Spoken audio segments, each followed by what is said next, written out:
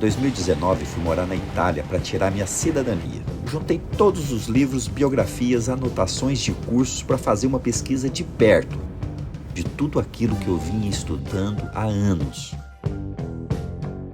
E meu interesse foi um recorte de alguns séculos da história da arte.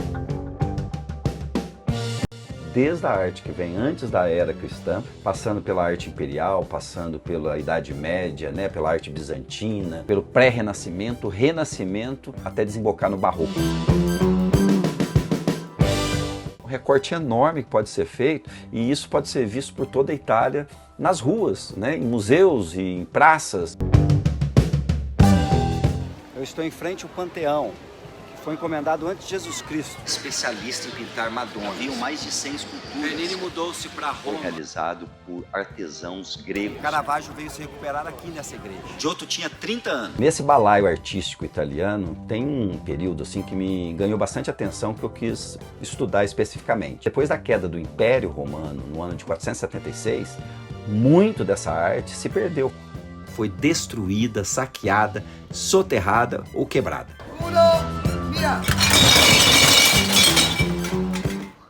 Mas é aí que a história fica interessante.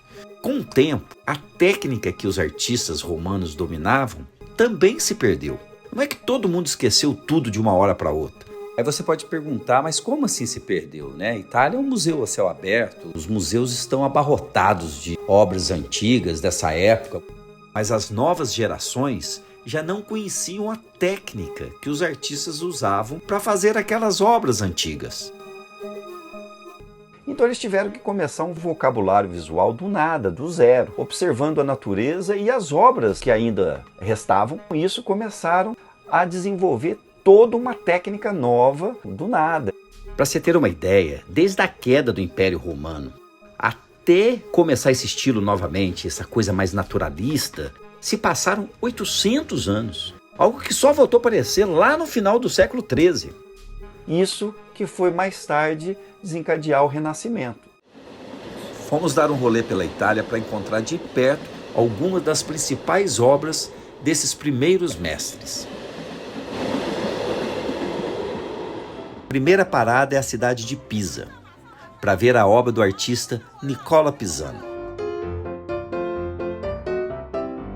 Ele fez para o batistério, em 1260, esse púlpito, que é uma espécie de palco usado pelo padre para sermões. Foi a primeira obra do artista a ganhar reconhecimento. O púlpito conta a vida de Cristo e mistura influências de vários períodos. Leões típicos dos pórticos romanos, colunas em mármores com capitel coríntio, arcadas góticas e relevos que lembram sarcófagos antigos.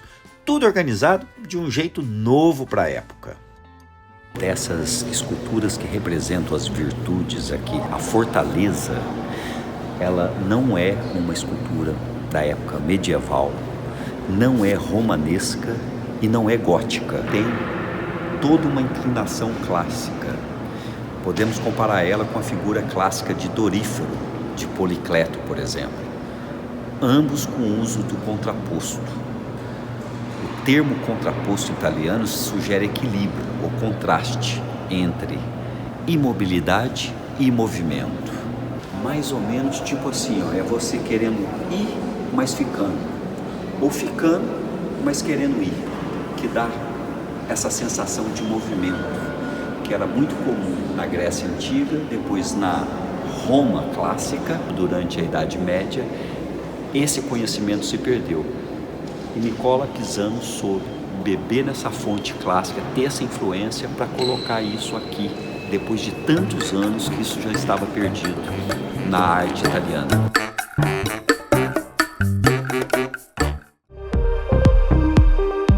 Nosso próximo destino também é na Toscana, na cidade de Arezzo. Mas antes de falar da obra que a gente vai ver aqui, uma imagem de Cristo na cruz, vale lembrar. Na antiguidade, a cruz cristã aparecia vazia, ou com símbolos, como o cordeiro. A cena da crucificação não existia. Também às vezes aparecia a imagem de Cristo Pantocrator, ou Cristo vitorioso, representado como um príncipe, sem sinais de dor.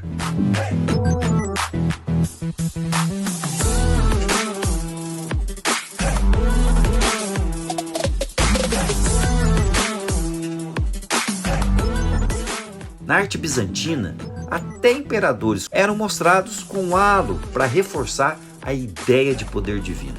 A versão de Jesus sofrendo na cruz só começa a aparecer por volta do século IX, com alguns artistas gregos, e depois foi se espalhando. Mas é com o artista Giovanni Cimabue que essa imagem ganha um tom mais humano. Uma das primeiras obras dele fica logo ali, nessa modesta igreja. Essa aqui é a igreja de San Domenico. Lá dentro que fica o crucifixo de Cimabue, possivelmente pintado entre 1265 a 1268. Cimabue aos poucos foi se afastando do estilo bizantino, trazendo mais drama e um pouquinho mais de naturalismo para as figuras. Agora estamos em Pistoia para conhecer mais uma obra dessa época, Outro Púlpito, de Giovanni Pisano, filho de Nicola Pisano, aquele que a gente viu lá em Pisa. Sua obra fica aqui, na igreja de Santo André, feita por volta de 1301. A estrutura do púlpito é basicamente a mesma, colunas, capitéis, relevos e por aí vai. Mas algo aqui se destaca, muda bastante em relação ao estilo anterior do pai. A forma como Giovanni Pisano coloca emoção e sentimento nas figuras. Quando Giovanni Pisano realizou esse púlpito, ele já estava com 60 anos de idade. Alguns artistas realmente mudaram o curso da arte. O gótico começou a fazer uma transição para uma nova proposta. Com essa região toda aqui da Toscana, Pistoia, Florença, Siena, Pisa, foram muito favorecidas com esses novos artistas. Na verdade, nasceu um vocabulário novo nessa região da Toscana.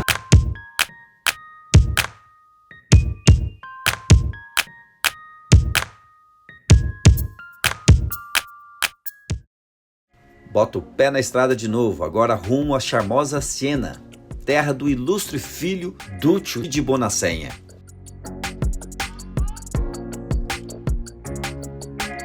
Será que tá frio, gente, aqui em Siena hoje? Tá gelado. Duccio tinha tanto prestígio na cidade que no dia 9 de junho de 1311 a cidade parou. Aconteceu uma procissão incomum. Uma multidão acompanhou a monumental obra que foi levada de seu ateliê até a catedral. Hoje ela está no Museu da Catedral. Essa é a gigantesca obra de Duccio. Era ainda maior, tinham painéis na parte de baixo que completavam a cena principal, conhecidas como predelas. Mas que no século XVIII, infelizmente, a maioria foi desmontada e vendida a colecionadores. E hoje estão espalhadas em vários lugares, inclusive alguns museus.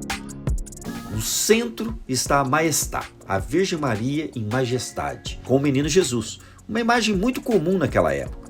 Duccio levaria 3 anos para finalizar a obra. Ainda que tenha os elementos da arte bizantina, como as folhas de ouro ao fundo, Duccio introduz mais suavidade e volume nas figuras. A roupa do menino Jesus é quase transparente. Duccio foi um especialista no vigor cromático e decorativo, típicos da escola de Siena. A parte de trás também há figuras. A obra foi feita para ser vista dos dois lados. Atrás estão representados episódios da vida de Cristo. Saca só os braços de Cristo, totalmente fora de proporção.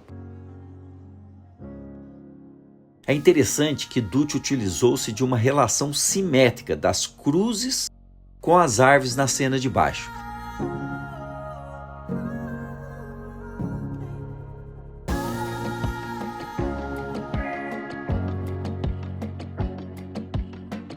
Nessa outra cena que Jesus está prestes a entrar no mercado de Jerusalém, ele fez uma perspectiva completamente invertida. As pessoas do fundo são maiores e mais altas do que as pessoas da frente.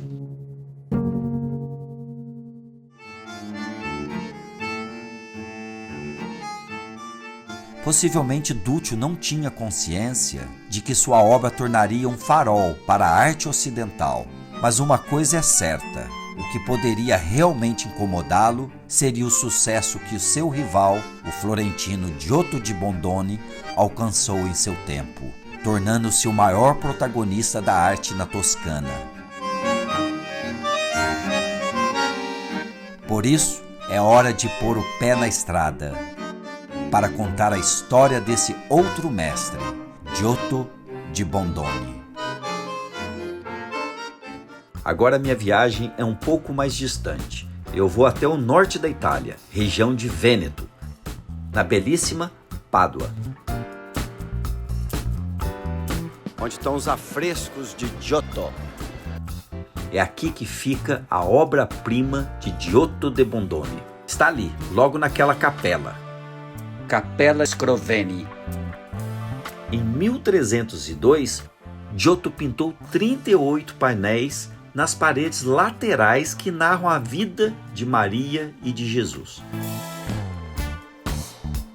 Uma verdadeira história em quadrinhos. Diferente do seu rival Duccio, ele é menos decorativo, mais atento ao volume. Ele usa o claro escuro para criar essa sensação de profundidade. Tudo que a gente entende como pintura ocidental, a história da arte moderna, começou aqui, dentro dessa capela. Ele não inventou a perspectiva matemática. Isso só viria um século depois, com Brunelleschi. Mas ele foi o primeiro a apontar uma nova direção, sugerindo profundidade numa superfície plana. Por isso, algumas figuras parecem desproporcionais. Era um recurso para criar peso, massa e presença.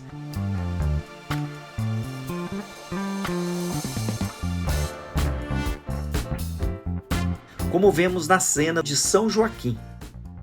A montanha não funciona como fundo, e sim como um bloco sólido que ajuda a construir a ilusão de espaço.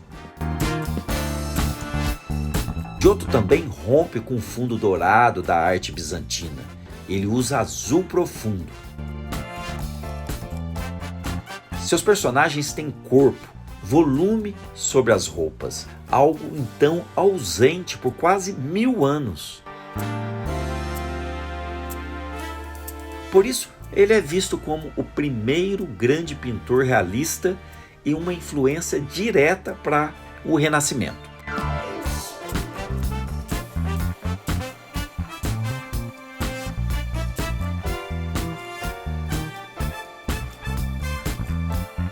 No altar da capela tem essa escultura de Giovanni Pisano. Esses dois gênios no mesmo lugar. Um mudou a história da escultura, o outro da pintura, e juntos abriram o caminho do que seria o Renascimento.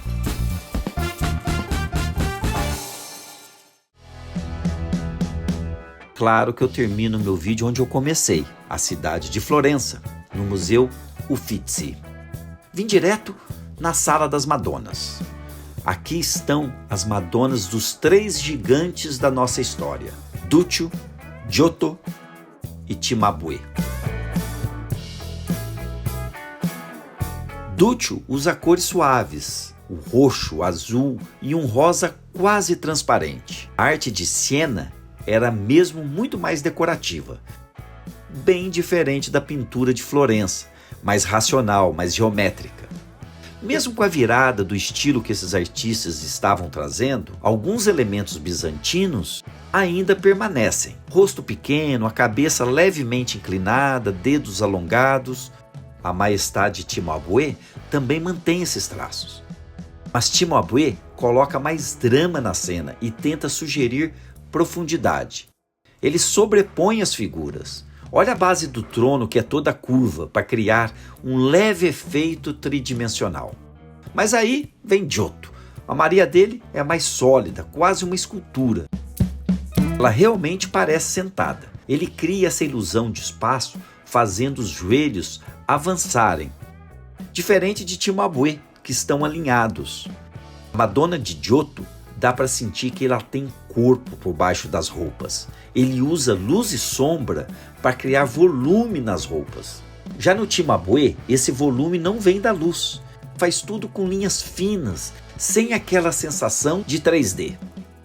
Cimabue não poderia imaginar que seus próprios discípulos, Giotto e possivelmente Duccio, pudessem superá-lo. A de Duccio me conquista mais, talvez pela riqueza cromática.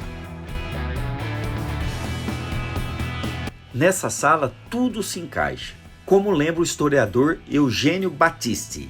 A Madonna Sienense se aproxima das regras de elegância, de refinamento, de um erotismo da poesia cortesã, enquanto a Madonna Florentina nasce da especulação geométrica e da perspectiva.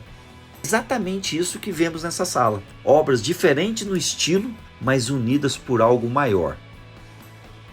As três Madonas reunidas nessa sala, elas dialogam entre si e deslocam a arte para frente, preparando o terreno para o salto que seria o Renascimento.